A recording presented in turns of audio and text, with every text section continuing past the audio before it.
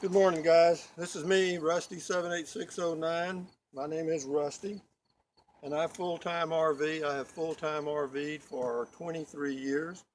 This is my fourth RV, and it's a Jayco J-Flight 26-foot bunkhouse. And it's okay. It's a good one, 2013. What I was going to show you is, for beginners, this will be fairly informative. For you people that have been RVing for any length of time, this will be old news. You know all this stuff. But for me, when I first started out, I didn't know how long a propane tank would last. And a lot of the other things. I didn't even know how to unhook them or hook them up or anything. But the newer models make it very easy. In fact, I'll show you. I just happen to have a tank that's empty, and I've got to take it in to get it refilled. I use 3 tanks a year in my RV. It's just me. I use 2 in the fall and the winter, because when you start running the furnace, it uses propane pretty damn quick. The furnace uses a lot of propane. So whenever you're RVing, for you new guys, if you're out camping in a cold area and you crank up that furnace, just be aware that you're going to need to get propane. Probably you might even have to get it twice a month. But for just cooking and every now and then running the refrigerator, 1 tank will last you 6 or 8 months.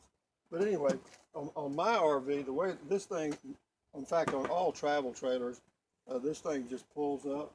It's really pretty easy. It's pretty light. And anyway, you just take that off and set it out of the way. And this tank still has some propane in it, and this one is empty. I always, whenever there's an empty tank, I don't get in a hurry to refill them. I may wait a month or so before I refill it, because there's no hurry. Because even in the winter, a tank lasts me 2 to 3 months. But anyway, what I do is I just flip this one up. That means that one's empty, this one's full. And back here, there's a little dial. And on my dial, it's got a green spot. And you point the green spot at the tank you're using. And this one right here, of course, I've got it turned off now. But this one is open. But I can remove this tank and still have this open. And the gas won't escape out this other hose. And the good thing about these newer model RVs, instead of having the old brass fittings that you had to use a crescent wrench to get the gas line loose, these you can use your hand. You just unscrew it and back it out of the way a little bit. And then these tanks, when they're empty, are pretty light, but when they're full, they're not. I can't remember if they're called 30-pound or 30-gallon tanks, but here you can see this fitting right here. It just screws in. It's got a big knob on it, and you just screw it, hand tighten it, and that way you can't, like with the old brass fittings, you could actually strip them out if you got too tight. But anyway, for you new guys, propane is not an issue.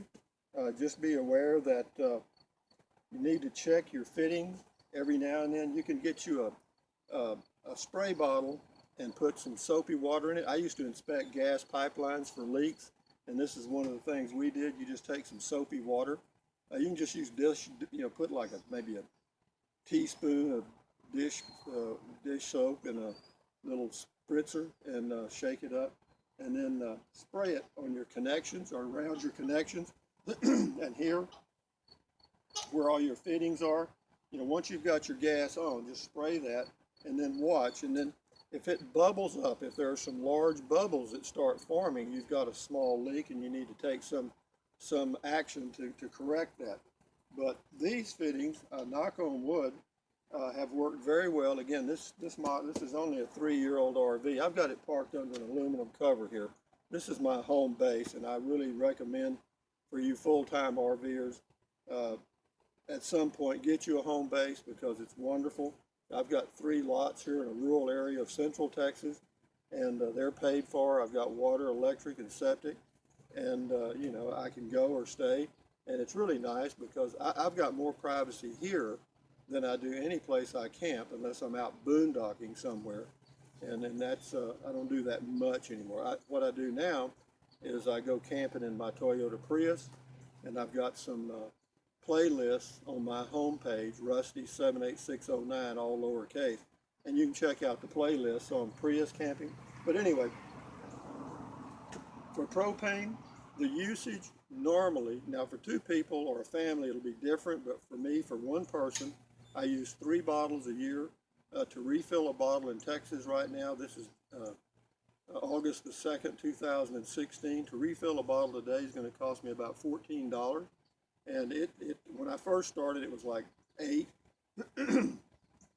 It's been as high as 22 and everywhere in between. It's not a big issue. So you figure 3 bottles a year, even at $20 a bottle, that's $60, $5 a month, pennies. So propane is not a big problem. If you just use your propane for cooking, then you got it made. Another thing I do that's a tip is I don't have the pilot light on in my oven. I light the pilot light every time I use the oven. Why? Because number one, the pilot light does use a small amount of propane. However, it also puts a little propane odor in the RV. You know, if you leave it closed up like I have to do in the summer in Texas, I can't open the windows a lot because it's so damn hot. You know, if you're in a cooler area where you've got the windows open, you probably won't notice it. Also on my stove, to light the little burners on top, it's got an electric thing that's supposed to light them. It works about 50% of the time, so I have to use one of those little charcoal starter lighter things, and it works okay. But again, these are great. If you have a newer RV model and you have these little screw-on things, that's wonderful. But as far as going and getting propane, not a problem at all. 3 times a year, not an issue. But anyway, that's you should bring you up to speed on propane for you new guys.